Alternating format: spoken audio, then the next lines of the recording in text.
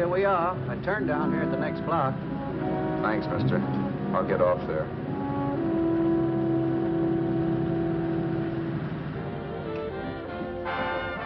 Want anything else? No. Hey, you. Me? Yeah, you. Where you heading? East. Too bad. I thought if you was heading north, I might be able to help you out. I'm pushing the Salt Lake, and I don't like to ride it alone at night. I'm one of those guys that got to talk or I fall asleep. Oh. Sure, now, my partner, he's got Lou to keep him company, but I ain't got nobody at all. Where you coming from? West. Yeah, sure, I know, but where, L.A.? Maybe. I got a cousin out in L.A. You don't say. Yeah, he's been out. You're not much of a talker, are you? My mother taught me never to speak to strangers. Oh, a wise guy. So what? Okay, don't get sore. Just trying to be sociable, that's all. Hey, Glamorous. You change for a dime, will you?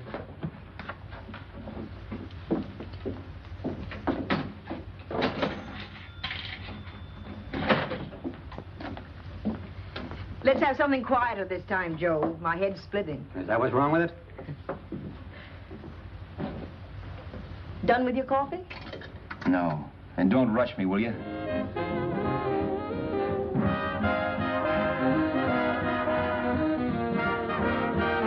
Hey, turn that off. Will you turn that thing off? What's eating you now? Yeah, what's eating you? That music, it stinks. Oh, you don't like it, huh? No, turn it off. Oh, wait a minute, pal. That was my nickel, see? This is a free country. And I play whatever I want to. Sure, and if you don't like it, you don't have to listen to it. And you can leave here anytime you want to. Okay, I'm sorry I asked. First good piece played tonight and you don't like it. Some people just ain't got any good taste.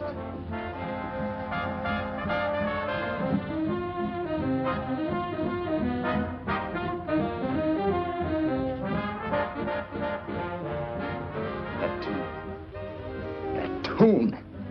Why was there always that rotten tune? Following me around, beating in my head, never letting up. Did you ever want to forget anything? Did you ever want to cut away a piece of your memory or blot it out? You can't, you know. No matter how hard you try. You can change the scenery. But sooner or later, you'll get a whiff of perfume or somebody will say a certain phrase or maybe hum something. Then you're licked again. I can't believe that you're in love with me. I used to love that song once. So did the customers back in the old Break of Dawn Club in New York. I can't remember a night when I didn't get at least 3 requests for it. Sue, she was always selling it too. Those were the days.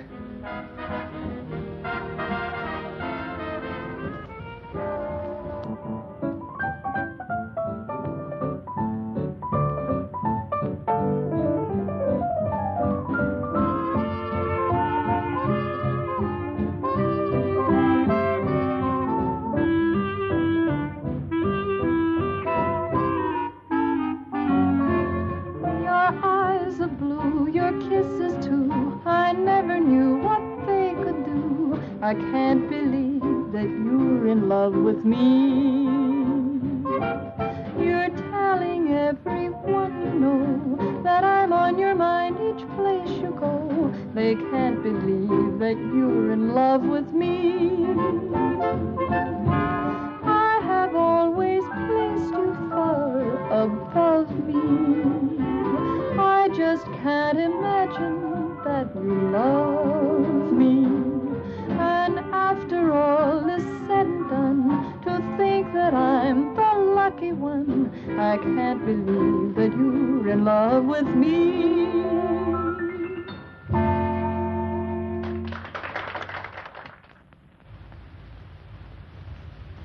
It wasn't much of a club, really. You know the kind. A joint where you could have a sandwich and a few drinks and run interference for your girl on the dance floor. I pounded the piano in there every night from 8 until the place closed up, which usually meant 4 in the morning. A good job as jobs went in those days. Then, too, there was Sue, who made working there a little like working in heaven. But how we felt about each other, well, there was nothing very unusual in that. I was an ordinary healthy guy, and she was an ordinary healthy girl, and when you add those two together, you get an ordinary healthy romance, which is the old story. Sure, but somehow, the most wonderful thing in the world.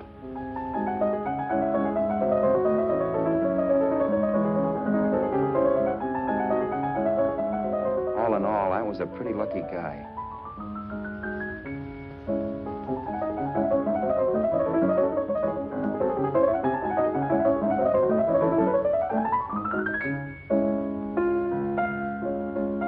Mr. Paderewski, I presume. It's beautiful. You're going to make Carnegie Hall yet, Al? Yeah, as a janitor. I'll make my debut in the basement. I don't blame you for being bitter, darling, but you mustn't give up hope. Why, someday... Yeah, someday. If I don't get arthritis first. In the meantime, let's blow this trap.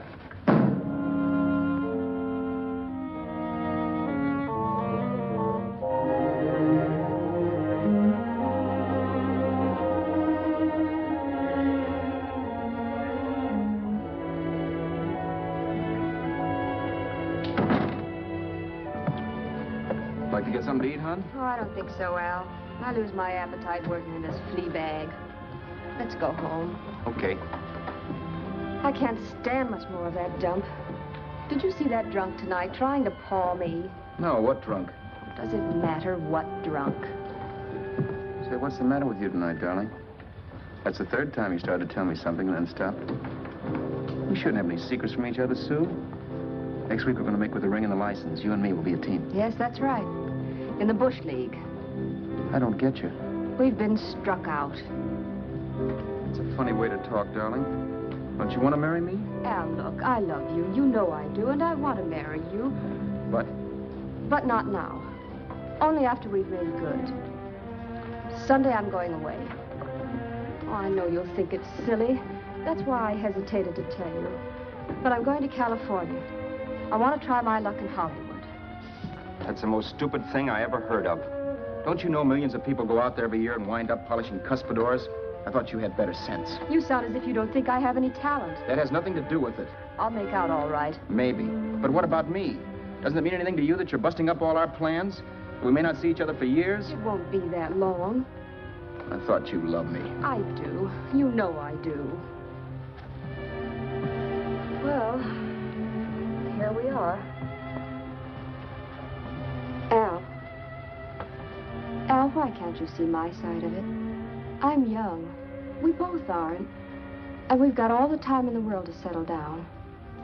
Oh, really, darling, what I'm doing is the only sane thing to do. I hate the thought of being so far away from you, but we'll be together again someday. Maybe you'll decide to come out too later on. So long. Al, aren't you going to kiss me goodnight? Sure. Why not? Good night.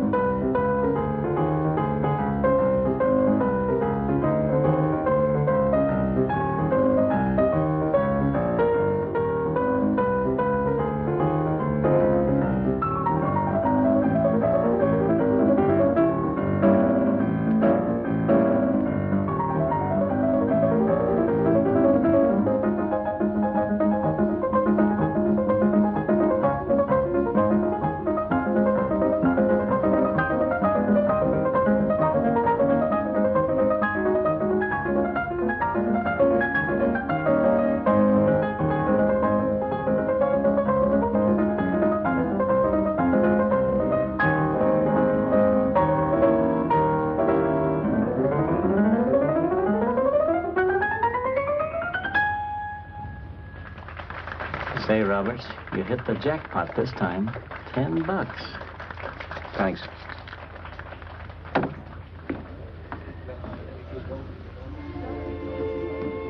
So when this drunk handed me a 10 spot after a request, I couldn't get very excited. What was it, I asked myself? A piece of paper crawling with germs. It couldn't buy anything I wanted. It couldn't... Then I thought of something.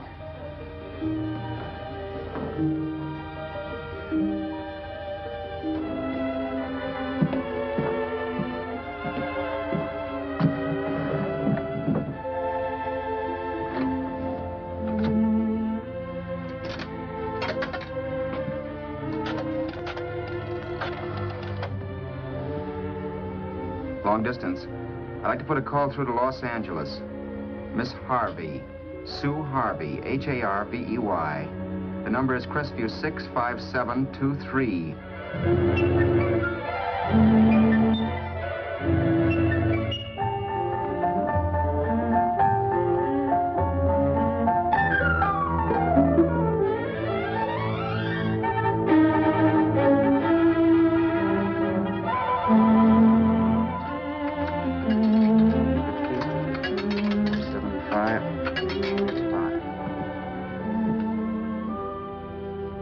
Hello, Sue?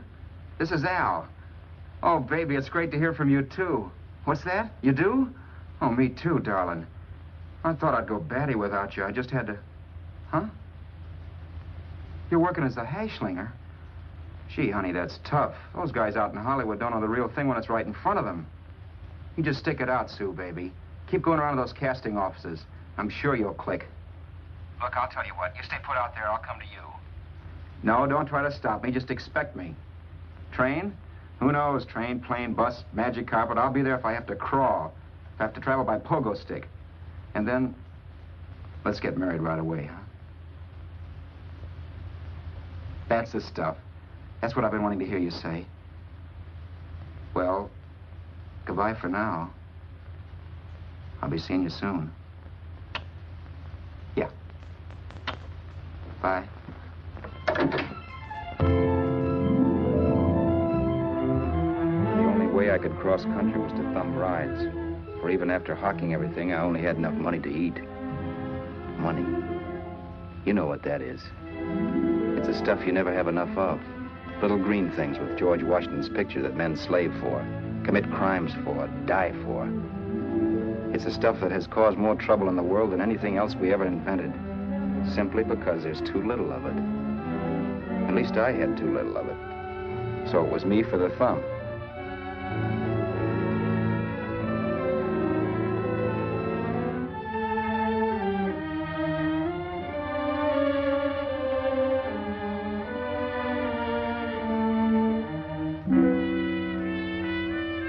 Ever done any hitchhiking?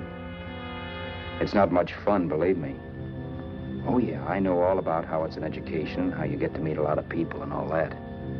But me, from now on, I'll take my education in college, or in PS 62, or I'll send $1.98 in stamps for 10 easy lessons.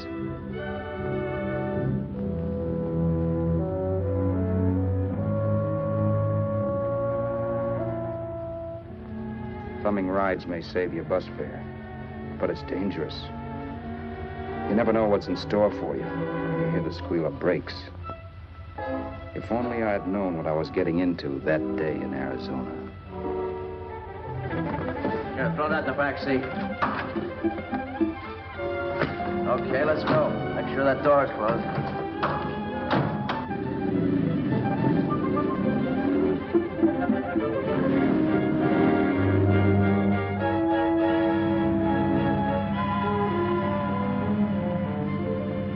Emily Post ought to write a book of rules for guys thumbing rides. Because as it is now, you never know what's right and what's wrong. We rode along for a little while, neither one of us saying anything. I was glad of that. I never know what to say to strange people driving cars. Then, too, you can never tell if a guy wants to talk. A lot of rides have been cut short because of a big mouth. So I kept my mouth shut until he started opening up. Hand me that little box in the compartment, will you, pal? Hold the wheel, will you?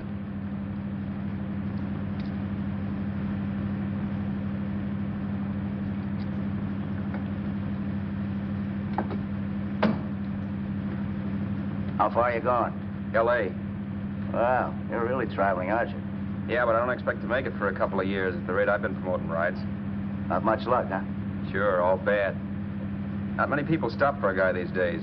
Afraid of a stick-up, maybe. Well, you can't blame them. Where you coming from? New York? Well, New York. You're in luck this time. I'm going all the way.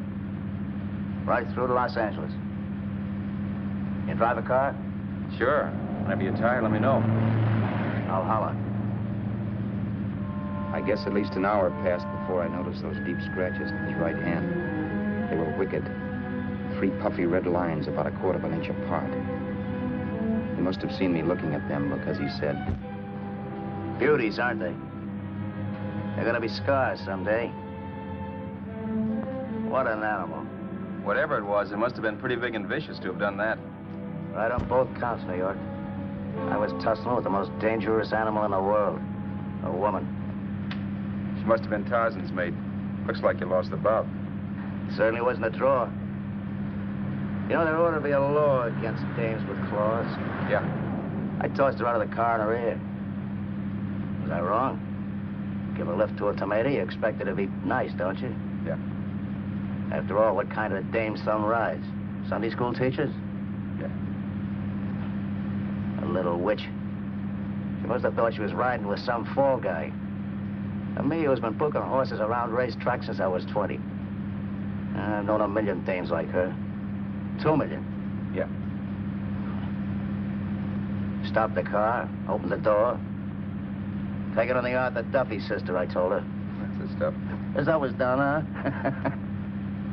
But if you want to see a real scar, brother, get a load of this.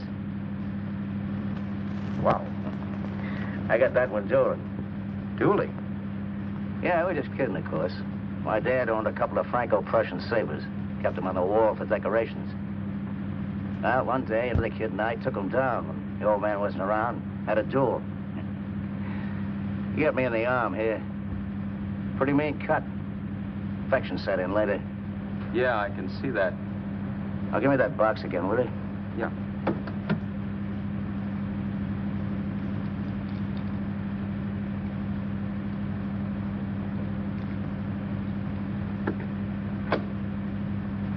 Pain made me lose my head, I guess. I began slashing. Before I knew it, I'd put the other kid's eye out. That was tough. Well, it was just an accident, of course. Do you know how kids are? I got scared and decided I was going to run away from home. Old man almost caught me when I was packing my duds. The bloody rag I had wrapped around my wrist hadn't caught his attention. You'd seen the bundle for sure. But I beat it when he was phoning for a doctor. That was 15, 16 years ago. I haven't been home since. Pull in there for a bite or something, huh?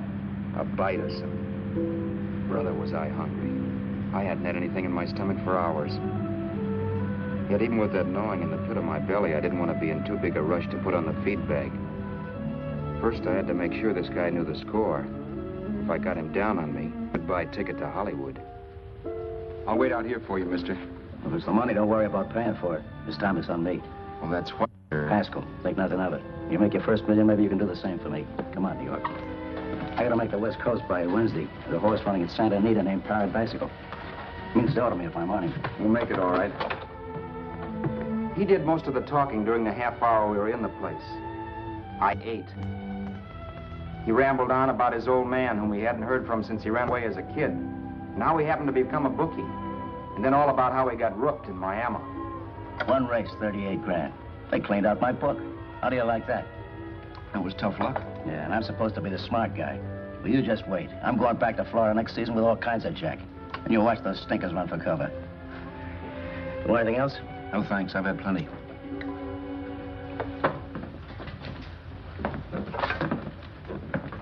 That check there, sister? Oh, just a minute. Your change, sir. Keep it, sister. Oh, thank you, sir. Call again. I'll be waiting outside for you when you finish work. Sharp check, huh?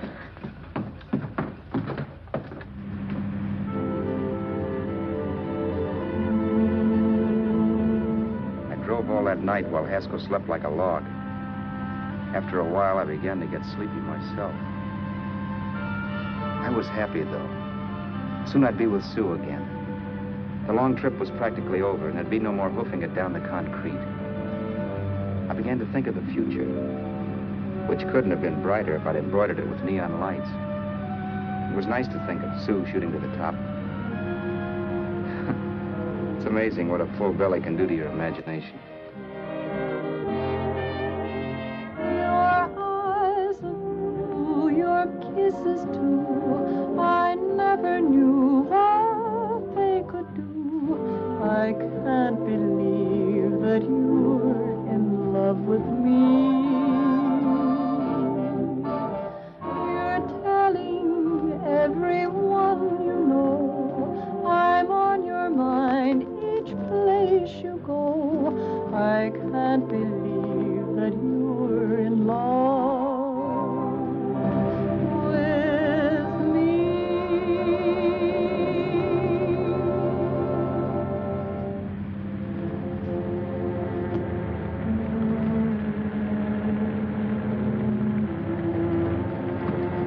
Mr. Haskell? Mr. Haskell? Mr. Haskell, wake up. It's raining. Don't you think we ought to stop and put up the top?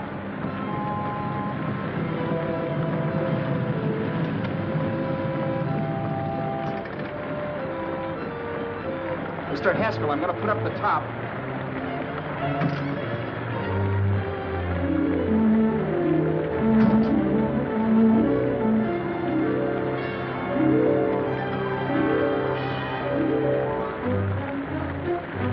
Until then, I'd done things my way. But from then on, something else stepped in and shunted me off to a different destination than the one I had picked for myself. But when I pulled open that door... Mr. Haskell, what's the matter? Are you hurt? Are you hurt, Mr. Haskell? Start your sermon. I'll listen to it. But I know what you're going to hand me even before you open your mouths. You're going to tell me you don't believe my story of how Haskell died and give me that don't make me laugh expression on your smug faces. I saw at once he was dead, and I was in for it. Who would believe he fell out of the car? Why, if Haskell came too, which of course he couldn't, even he would swear I conked him over the head for his dough. Yes, I was in for it. Instinct told me to run, but then I realized it was hopeless. There were lots of people back down the road who could identify me. That gas station guy and the waitress. I would be in a worse spot then, trying to explain why I beat it. The next possibility was to sit tight and tell the truth when the cops came. But that would be crazy. They'd laugh at the truth. And I'd have my head in the noose. So what else was there to do but hide the body and get away in the car? I couldn't leave the car there with him in the gully. That would be like erecting a tombstone.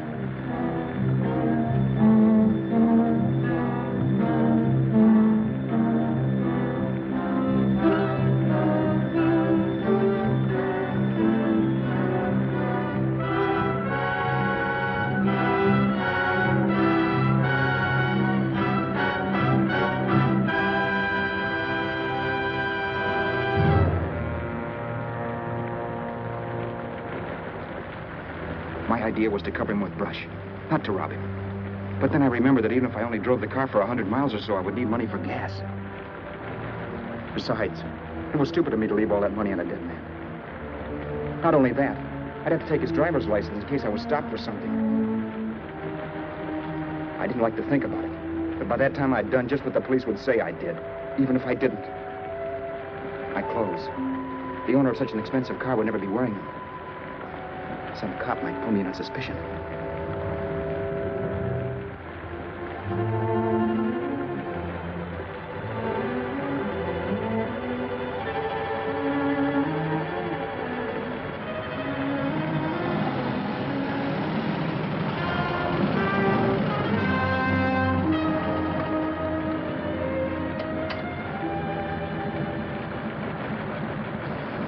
Hey, you, this your car?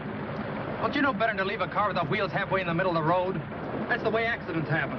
I'm sorry, officer. I was just putting up my top. I didn't think. Well, the next time, think. I'll let you go now, but watch your step in the future. I know that's a lonely stretch, but cars come by here once in a while, and we have plenty of crack-ups. Thanks, officer.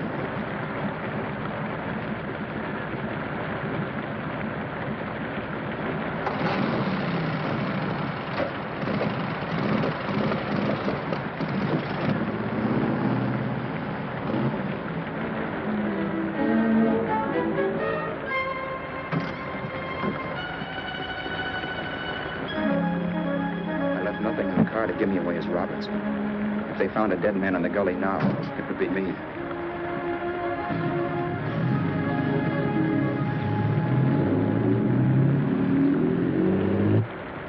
As I drove off, it was still raining, and the drops streaked down the windshield like tears.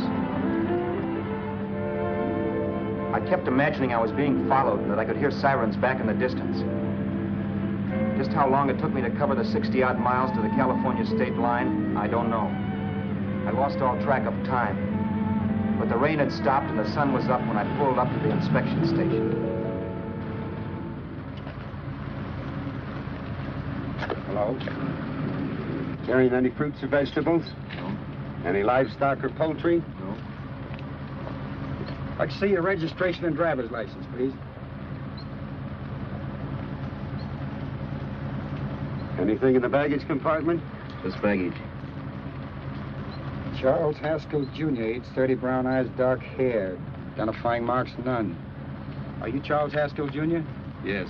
Well, remember, if you're employed and you stay over 30 days, you take out California plates. All right, officer, but I'll only be in the state a short while. Right, you can go now.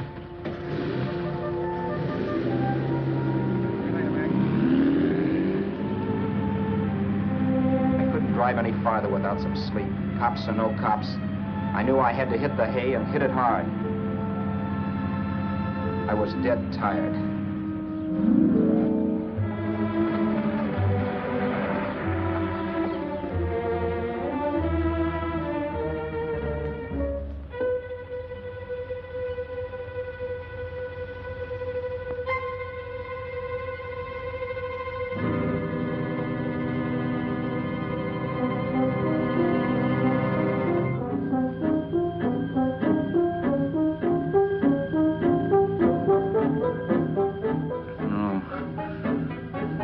Mr. Haskell.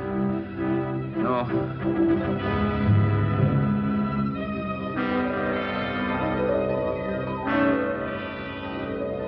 Mr. Haskell, you can't die. I think I did it.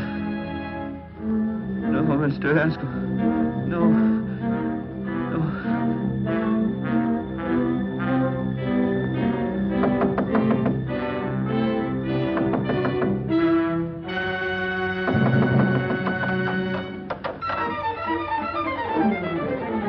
Who's there? It's the maid. Can I come in and clean? Later. In a half hour.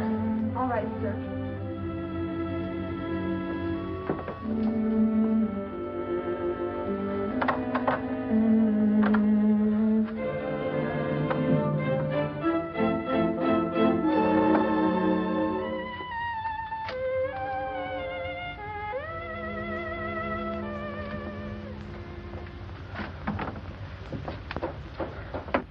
There was no time to lose.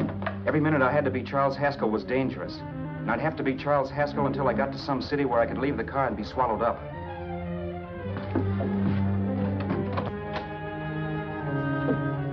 That meant driving the car as far as San Bernardino, maybe even to Los Angeles. In a little town, I might be noticed, but in a city, I should be safe enough. Then, after I ditched the car, I could go on to Sue. But those 5 minutes at the state line made me realize it might be a good idea to find out a little bit about Mr. Haskell. Then if anybody asked me questions, I could give the right answers. The first thing I found out was that I had $768. This was a lot of jack, but believe me, it was the kind of money I'd rather not have.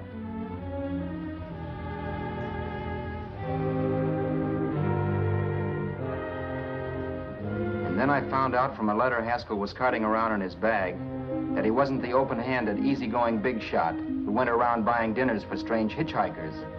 Before I got done reading it, I saw him more as a chiseler. It was written to his old man in California, the one he hadn't seen in so many years. In it, Haskell posed as a salesman of hymnals, of all things.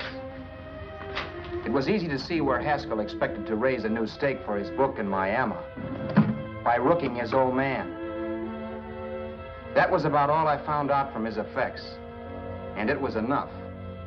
I told myself, maybe old man Haskell was lucky his son kicked off. He would never know it, but it saved him from taking a flyer in sacred literature preferred.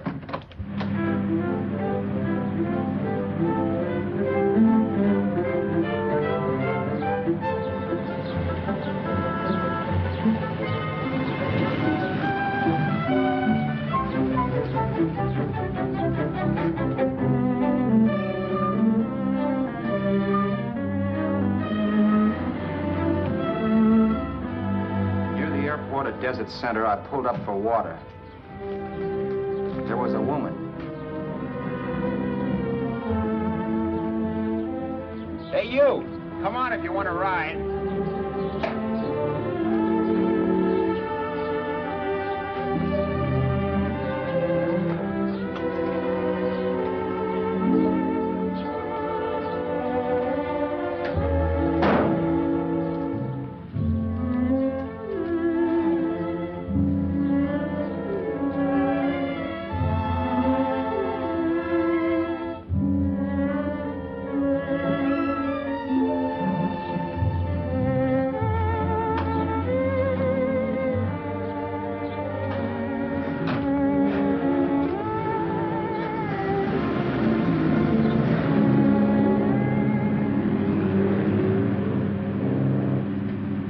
How far are you going?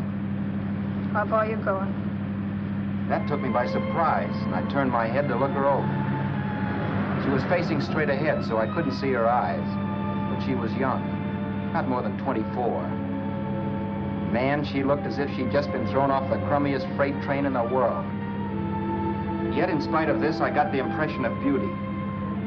Not the beauty of a movie actress, mind you, or the beauty you dream about when you're with your wife, but a natural beauty. A beauty that's almost homely because it's so real. Then suddenly she turned to face me. How far did you say you were going? Los Angeles? L.A.? L.A.'s good enough for me, mister. That's what I was afraid of. What'd you say? Oh, nothing, just thinking out loud. People get in trouble for doing that. What's your name? You can call me Vera if you like. You live in Los Angeles? No. Where are you coming from? Oh, back there. Needles? No. Oh, sure, Phoenix.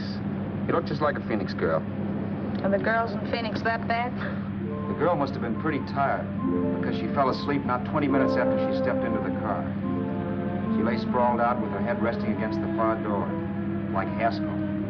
I didn't like that part of it much, but I didn't wake her up. It wasn't that this girl still worried me. I'd gotten over that funny feeling I had when she looked at me, which I put down as just my jangled nerves. With her eyes closed and the tenseness gone out of her, she seemed harmless enough. And instead of disliking her, I began to feel sorry for her. The poor kid probably had had a rough time of it. Who was she anyway? And why was she going to Los Angeles? And where'd she come from in the first place? The only thing I knew about her was her name. Not that it made any difference. A few hours more and we'd be in Hollywood. I'd forget where I parked the car and look up Sue. This nightmare of being a dead man would be over. Who this dame was, well, it was no business of mine. Where did you leave his body? Where did you leave the owner of this car? You're not fooling anyone. This buggy belongs to a guy named Haskell. That's not you, mister. You're out of your mind. That's my name, Charles Haskell. I can prove it. It's my driver's Save license. yourself the trouble, mister. Having Haskell's wallet only makes it worse. It just so happens I rode with Charlie Haskell all the way from Louisiana. He picked me up outside of Shreveport. You rode? You heard me. Then it all came back to me. All the talk about dueling and scars and scratches. There was no doubt about it. Vera must be the woman Haskell had mentioned. She must have passed me while I slept. Well, I'm waiting. My goose was cooked. She had me. That Haskell guy wasn't dead yet. He wasn't stretched out stiff and cold in any Arizona gully. He was sitting right there in the car, laughing like mad while he haunted me. Well? There was nothing I could say. It was her move. Vera, whatever her name was just my luck picking her up on the road. It couldn't have been Helen, or Mary, or Evelyn, or Ruth. It had to be the very last person I should ever have met. That's life. Whichever way you turn, fate sticks out a foot to trip you.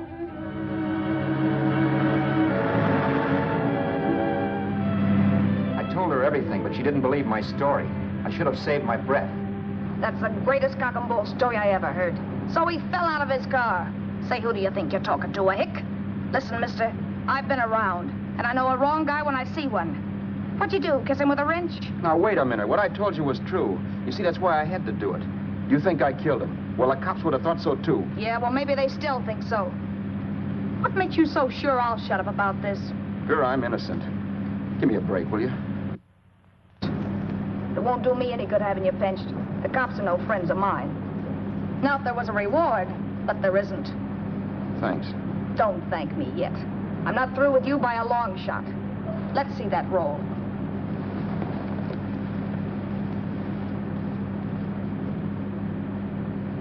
Is that all Haskell had? Isn't it enough? No, I thought he had more. Not that I know of. You can search me. You think I'm holding out on you? Well, maybe I will at that. He told me he was going to bet $3,000 on a horse named Paradisical on Wednesday at Santa Anita. He was stringing you along. He meant 300. Maybe. Sure, $3, 300. He was a piece of cheese, a big blowhard. Listen, mister, don't try and tell me anything about Charlie Haskell. Remember, I knew him better than you did. Okay, then you knew he was a four-flusher. That explains the $3,000 bet. I'm not so sure he didn't have that $3,000. Why should I believe you? You got all the earmarks of a cheap crook. Now, wait a Shut minute. up. You're a cheap crook and you killed him. For 2 cents, I'd change my mind and turn you in. I don't like you. All right. Don't get sore. I'm not getting sore. But just remember who's boss around here. If you shut up and don't give me any arguments, you'll have nothing to worry about. But if you act wise, well, mister, you'll pop into jail so fast it'll give you the bends. I'm not arguing. Well, see that you don't. You know, as crooked as you look, I'd hate to see a fella as young as you wind up sniffing that perfume that Arizona hands out free to murderers. I'm not a murderer. Of course you're not. Haskell knocked his own head off. He fell, that's how it happened, just like I told you. Sure, and then he made you a present of his belongings. I explained why I had to do that. Doesn't make a difference one way or another. I'm not a mourner. I liked Haskell even less than I like you. Yeah, I saw what you did to him. What do you mean? Well, scratches on his wrist. Sure, I scratched him. I'll say you did. So your idea was to drive the car a little way, maybe into San Bernardino, and then leave it. You weren't going to sell it? Sell it? You think I'm crazy? Somebody else's car? See, all I want to do is leave it somewhere and forget I ever saw it. Not only don't you have any scruples, you don't have any brains. I don't get you. Maybe it's a good thing you met me. You'd have got yourself caught, sure. Why, you dope. Don't you know a deserted automobile always rates an investigation? Huh? Look, the cops find a car. Then they get curious. They wonder where the owner is. So, all right, they don't trace Haskell. They trace you. I never thought of that. The only safe way to get rid of the car is to sell it to a dealer. Get it registered under a new name.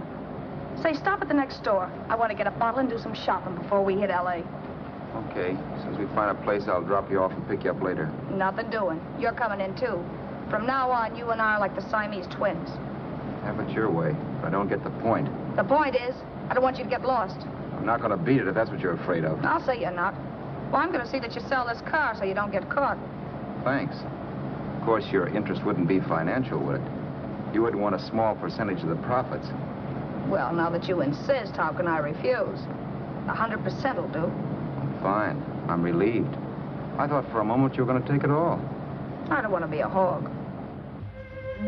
A few hours later, we were in Hollywood. And I was recognizing places Sue had written about. It struck me that far from being at the end of the trip, there was a greater distance between Sue and me than when I started out.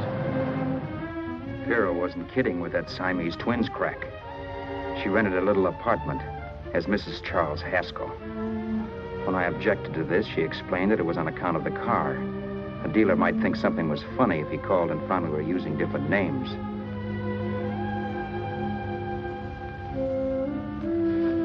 Home, sweet home. Yeah. Not bad either.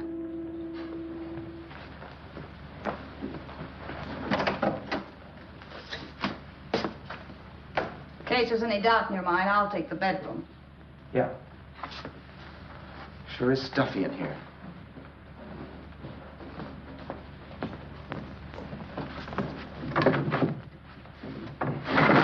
Keep the window shut. Okay. The old crow downstairs said there's a folding bed behind this door.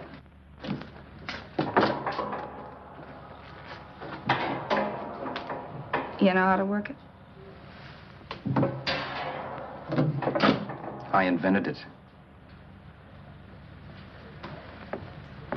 Some joint. One can't have everything.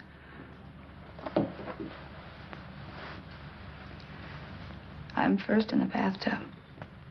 I don't know why, but I figured you would be.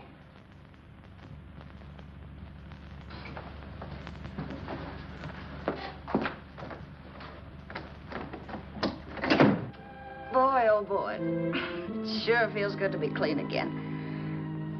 I must be 10 pounds lighter. You must be. Well, hitching rides isn't exactly the way you keep your schoolgirl complexion. I wish that guy with the sacks would give up. Gets on my nerves. Forget it. Have a drink. Aren't you afraid I might take you up on it? If I didn't want to give you a drink, I wouldn't have offered it. Why be a sorehead, Roberts? You got yourself into this thing. You should be grateful I'm not turning you in. Why, if I wasn't regular, you'd be in the pen this minute, being photographed, fingerprinted, and being pushed around by the cops. So cheer up. Get rid of that long puss. Or is your conscience bothering you?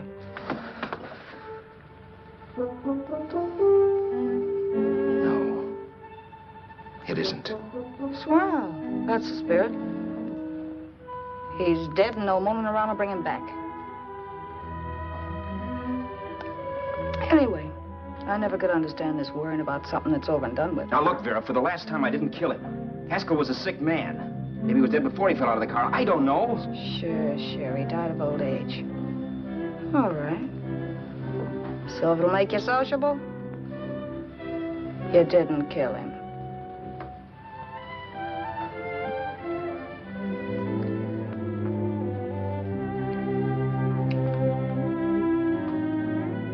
Thanks.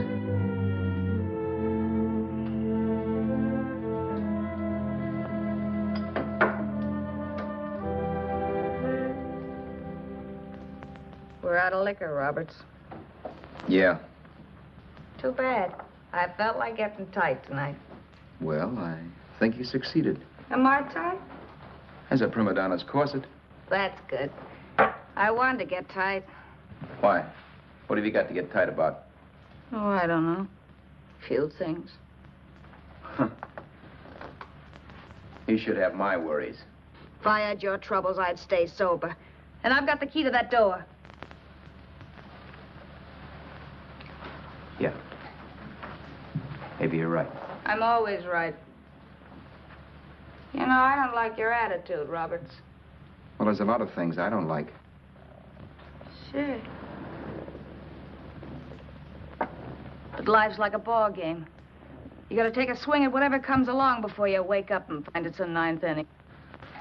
You read that somewhere. That's the truth, Roberts. All you do is bellyache.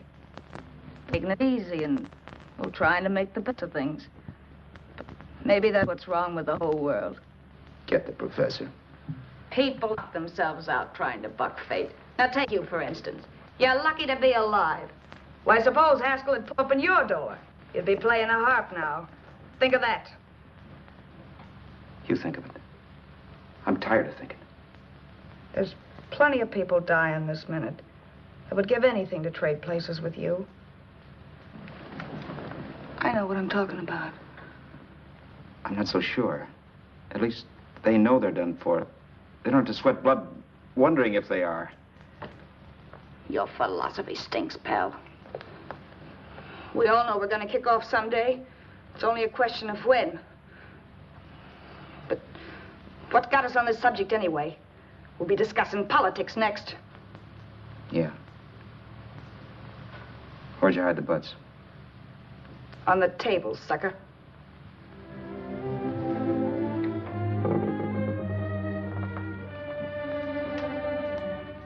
We bored each other with conversation for a couple of hours longer. Every 5 minutes, one of us was wishing we had another bottle or a radio or something to read. Then finally, we ran out of chatter. I know it's only 11 o'clock, but I want to get up early and make the rounds of the used car lots. No hurry about that. We've got all the time in the world.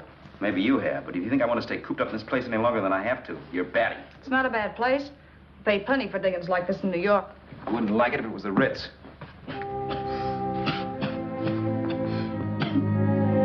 Rotten liquor.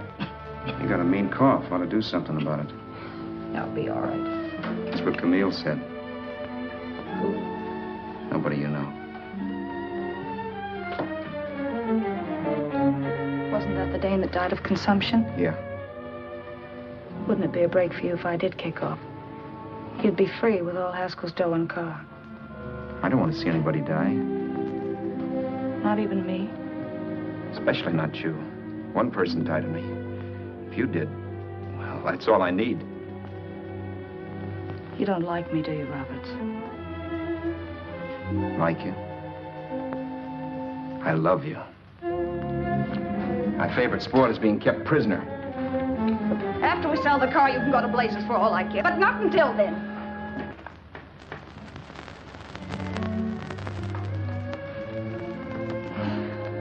I'm going to bed.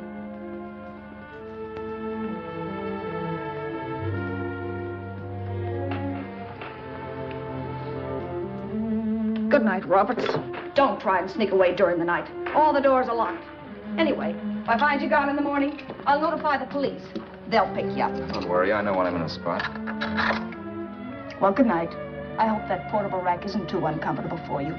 Don't lose any sleep over it, will you, Vera?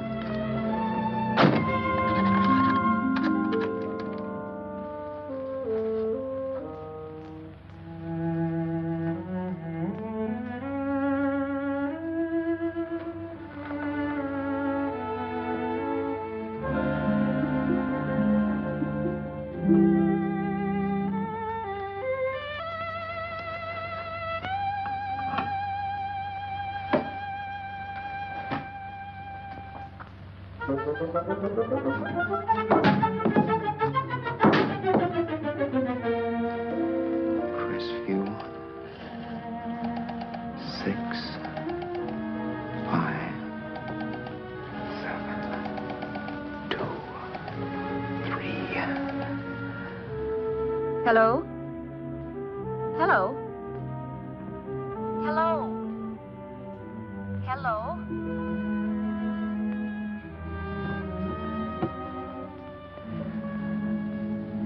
No. Not yet, darling. Tomorrow. Maybe. If this were fiction, I would fall in love with Vera, marry her, and make a respectable woman of her. Or else she'd make some supreme Class A sacrifice for me and die. Sue and I would bawl a little over her grave and make some crack about there's good in all of us. But Vera, unfortunately, was just as rotten in the morning as she'd been the night before. All right, I'm coming. Look, Vera, it's almost noon. So what? The dealers will be there all day? They'll be there all year, too, but it doesn't wait that long. Shut up. You make it like a husband. Well, do I rate a whistle? You sure do, but let's go. Let's go, let's go. I spent $85 and 2 hours preparing bait, and all you can say is let's go. Come on.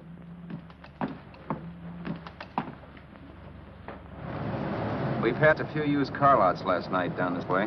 What do you think we can get for this heap? I don't know. Plenty. You let me handle everything. Think we can get $2,000? I don't know, but don't worry. I'll squeeze as much out of this guy as I can. If I let it go cheap without a fight, he might think we've stolen the car. And listen, don't make any slips and call me Roberts. That'll cook us. I don't need you to tell me that. You better just sit by and keep your mouth closed. Remember, we're both in the soup if anything happens. Forget it and drive. You're my wife, Vera Haskell. Look, after the deal's closed, let's go back to that place on Hollywood Boulevard where I saw the fur jacket. I want to buy it. After the deal's closed, I'm saying goodbye to you. That's right, I forgot. I guess I'm getting kind of used to you. Well, that's a habit you could start breaking. Let's try this place in the middle of the block.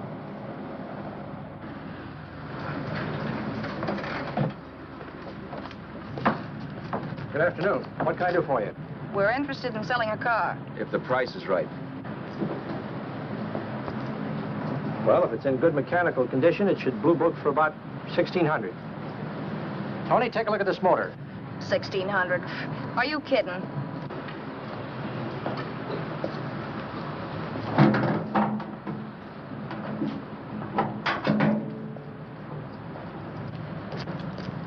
Well, maybe $1,850. Before I let it go for $18.50, I'll wreck it and collect the insurance first.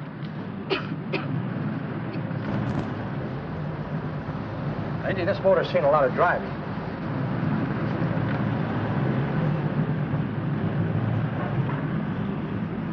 While the mechanic inspected the car, we haggled. At last, when we were all worn out, we hit a compromise. His price. Okay, it's a deal. All right, come in, we'll sign the papers. I have the ownership papers right here with me. Look, Vera, in the meantime, will you clean the dash compartment? There may be some stuff in it. All right, darling. $1,850. That dirty crook.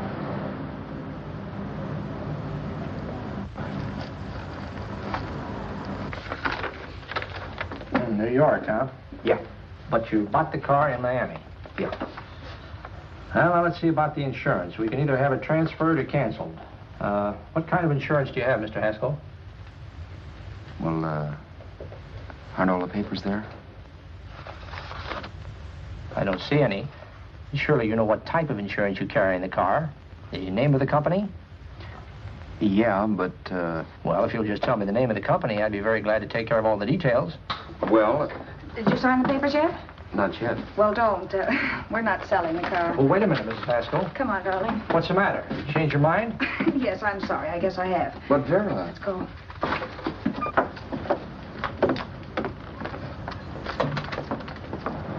You got me out of a tight spot, Vera.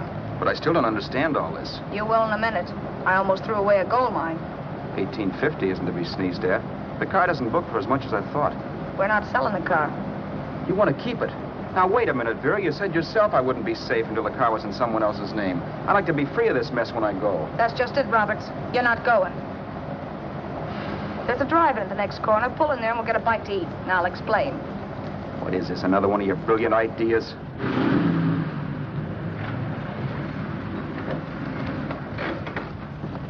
Oh, I take your order? Make mine a ham sandwich and coffee.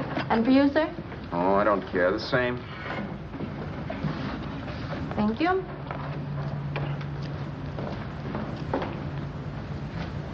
Get this, Vera. I've been pretty patient so far. I've done everything you asked me to do, but no more. Shut up. You've taken Haskell's money. And you can have the dough we get from selling the car. But you're not going to keep me a prisoner. It's a good thing I bought the paper. Take a look at that. Vera, I'm in no mood. Read that.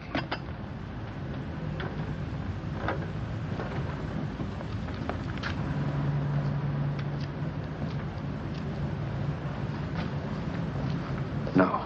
Yes. No, I won't do it. Yes, you will. You think I'm crazy? It's impossible, I tell you. Excuse me.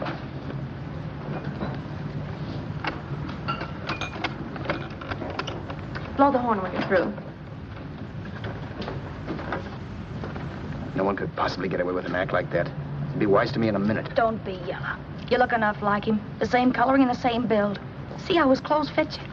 No kidding, you almost had me fooled for a while. Oh, grow up, Vera. Don't you think a father knows his own son? And there must be other relatives. The father won't have to know you. We'll wait till he gives up the ghost. He's an old geezer and he won't pull through. And as far as other relatives are concerned, they haven't seen you in 15 or 20 years. Eat. I'm not hungry. And I won't do it. It's not as tough as it sounds. Remember, you've got all kinds of identification. His car, letters, license. I could never get away with it. It's the stupidest thing I've ever heard. The old boy has scads of dough. Look in the paper there. Personal fortune assessed at over $15 million. He'll leave plenty, I tell you. Maybe he cut off his son. How do we know? It's out, Vera. I won't have anything to do with it. I think you will. Look, Vera, I'll do anything within reason. But not that. So forget it. Find yourself another stooge. You sap. You'll be fixed for the rest of your life as Charlie Haskell. You can take your inheritance and go away. No more worrying about the rent, no sweating, scheming, wondering where your next meal's coming from. Think about that, Roberts. Vera, please, you're talking too loud. On this, I'm splitting 50-50 with you. Sure, why not? We're both alike, both born in the same gutter. Now, take it easy, Vera. There's people around here. You don't know what you're talking about. We'll wait till we read that old man Haskell's dead. Then you show up. Like you read in New York that he was sick. No.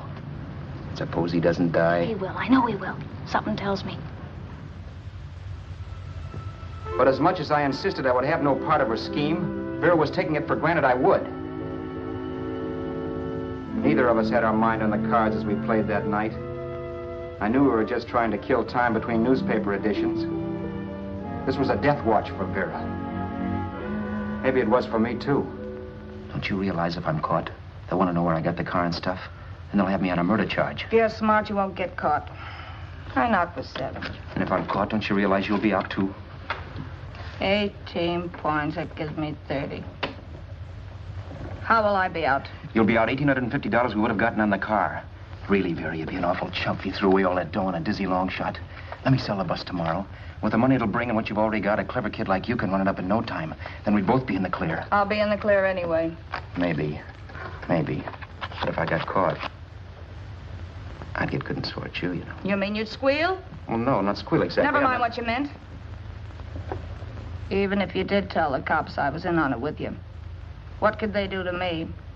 They might give me the same medicine they gave you. Yeah. A rope. But I'm on my way out. All they'll be doing will be rushing it. All right. But think of the $1,850 you'd lose. You'd kick yourself along the block if they let it get away from you. I'll take the chance. Want another drink? You're being a goon. That's the way people wind up behind the 8 ball. Once they get a few dollars, they become greedy and want more.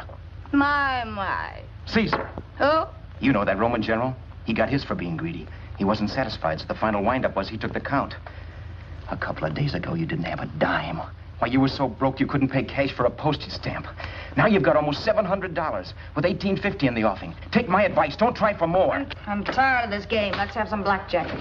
Play solitaire. Okay, I will if that's the way you feel about it. That's the way I feel about it. Getting sore and throwing things won't help much, Roberts. I'm really doing you a favor. I help you out of a jam by keeping my mouth shut. I show you how to make some soft money. And what thanks do I get? Thanks. Sure. Or would you rather call the cops and told him you killed the man and stole his money? I didn't kill anybody. Yes, you did. No, I didn't. You know I didn't. All right, then. Suppose I call the cops. If you're innocent, what do you got to be scared of? Okay. Call them, you mutt. Go ahead and call them. See if I care. At least they'll give me a square deal. You want me to call them? You heard me. But I'm warning you. If I'm pinched, I'll swear you were in on it. I'll say that you helped me. If I fry, I'll get even with you. You wouldn't dare. You chicken. Yeah? Then try it and see. Call them. Yeah. Okay, I will.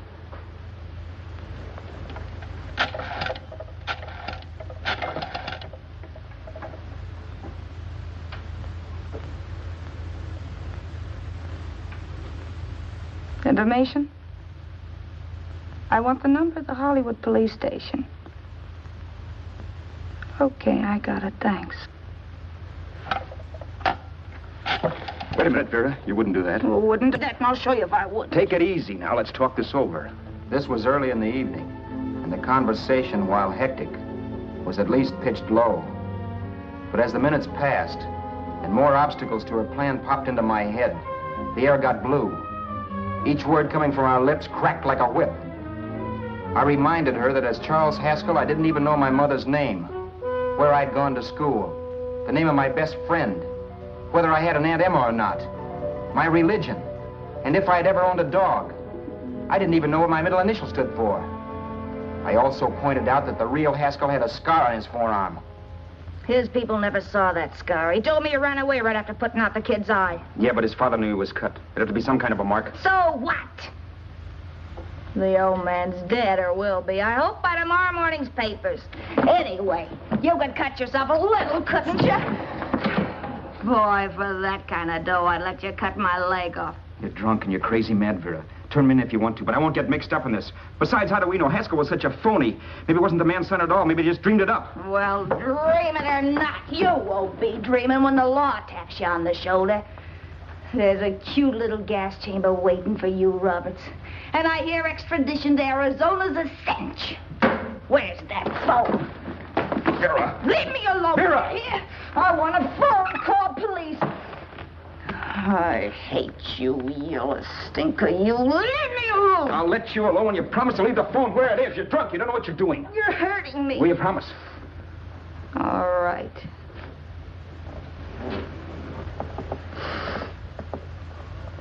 You hurt me. I'm sorry, but... And it's hot in here. Open up a window. It's not hot. Don't tell me. Now, do you do it or do I do it? You're no gentleman, see? Yeah. All right. I'll open up the window. Vera!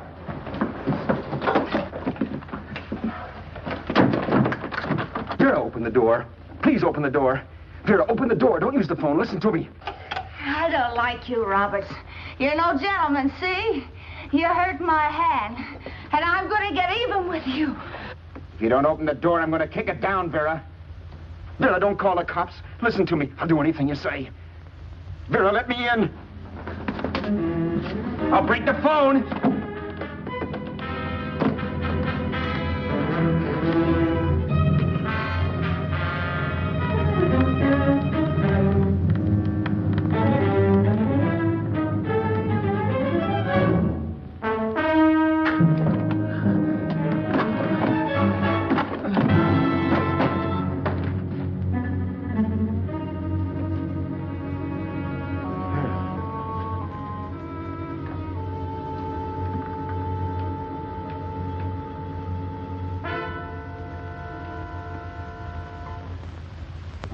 The world is full of skeptics. I know. I'm one myself. In the Haskell business, how many of you would believe he fell out of the car? And now, after killing Vera without really meaning to do it, how many of you would believe it wasn't premeditated? In a jury room, every last man of you would go down shouting that she had me over a barrel and my only out was force. The room was still. So quiet that for a while I wondered if I had suddenly gone deaf. It was pure fear, of course. And I was hysterical, but without making a sound. Vera was dead, and I was her murderer. Murderer. What an awful word that is. But I'd become one. I'd better not get caught. What evidence there was around the place had to be destroyed. And from the looks of things, there was plenty. Looking around the room at things we'd bought was like looking into the faces of 100 people who'd seen us together and who remembered me. This was the kind of testimony I couldn't rub out. No. I could burn clothes and hide bottles for the next 5 years. There'd always be witnesses. The landlady, for one. She could identify me. The car dealer, the waitress in the drive-in, the girl in the dress shop, and that guy in the liquor store. They could all identify me. I was cooked. Done for. I had to get out of there. While once I'd remained beside a dead body, planning carefully how to avoid being accused of killing him, this time I couldn't. This time I was guilty. I knew it. Felt it. I was like a guy suffering from shock. Things were whirling around in my head. I couldn't make myself think right. All I could think of was the guy with the saxophone and what he was playing. It wasn't a love song anymore. It was a dirge.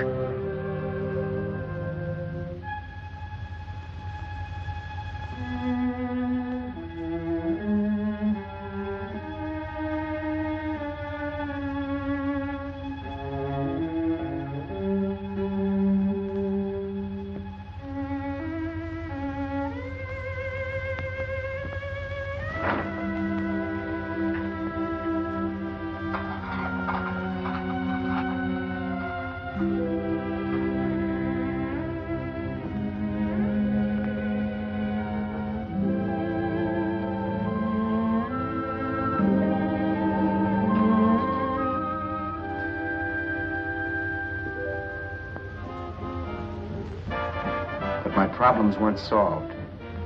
I had to stay away from New York for all time because Al Roberts was listed as dead and had to stay dead.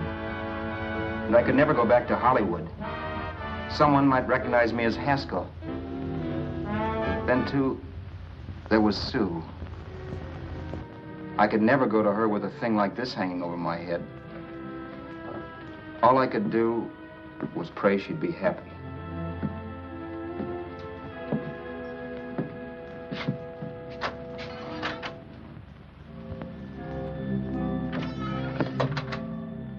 I was in Bakersfield before I read that Vera's body was discovered, and that the police were looking for Haskell in connection with his wife's murder. Isn't that a laugh? Haskell got me into this mess, and Haskell was getting me out of it. The police were searching for a dead man. I keep trying to forget what happened, and wonder what my life might have been if that car of Haskell's hadn't stopped. But one thing I don't have to wonder about. I know. Someday a car will stop to pick me up that I never thumbed.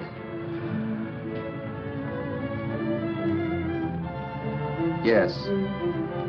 Fate, or some mysterious force, can put the finger on you or me for no good reason at all.